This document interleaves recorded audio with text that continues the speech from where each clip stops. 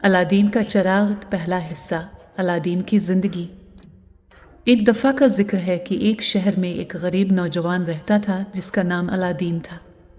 इसकी माँ बेवा थी और दोनों का गुजर बसर मुश्किल से होता था। एक दिन एक जादूगर ने अलादीन को अपनी जाल में फंसाया और इससे कहा कि वो इसकी मदद करेगा। जादूगर ने अलादीन को एक खजाने की तरफ भेजा जहाँ उसने एक कदीम चिराग पाया। दूसरा हिस्सा, चिराग की ताकत। जब अलादीन ने चिराग को रगड़ा तो इसमें से एक जिन निकला। जिन ने अलादीन को बताया कि वो इसके 3 ख्वाहिशात पूरी करेगा। अलादीन बहुत खुश हुआ और उसने अपनी पहली ख्वाहिश में कहा कि वो दौलतमंद बनना चाहता है। जिन ने फौरन इसकी ख्वाहिश पूरी की और अलादीन का घर सोने और चांदी से भर गया।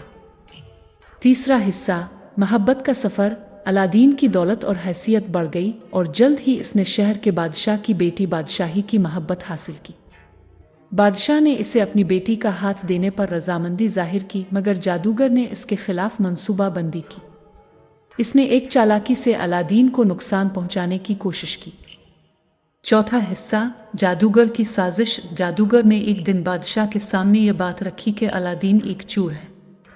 बादशाह ने शक की बुनियाद पर अलादीन को कैद कर दिया, लेकिन अलादीन ने अपनी समझदारी से अपनी बेगुनाही साबित की। जिनकी मदद से उसने अपनी रिहाई हासिल की और बादशाही को अपनी सच्चाई बताई।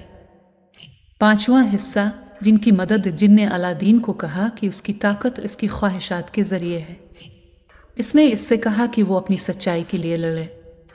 अलादीन ने अपनी तमाम कुव्वत और जिनकी मदद से जादूगर को शिकस्त दी। जादूगर को इसकी चालाकियों की सज़ा मिली और वो शहर से भाग गया। छठा हिस्सा, खुशी का मकाम। अलादीन ने बादशाह की बेटी से शादी की और उनकी ज़िंदगी खुशियों से भर गई। जिन ने उनकी खुशियों में शामिल होकर उन्हें बरकतें दें और कभी कभार उनकी मदद करता रहा। अलादीन और बादशाही ने एक खूबसूरत ज़िंदगी गुजारी और उनकी कहानी शहर भर में मशहूर हुई। हफ्तवां हिस्सा, सबक। अलादीन की कहानी हमें यह सिखाती है कि सच्ची मोहब्बत और दोस्ती हमेशा जीतती है।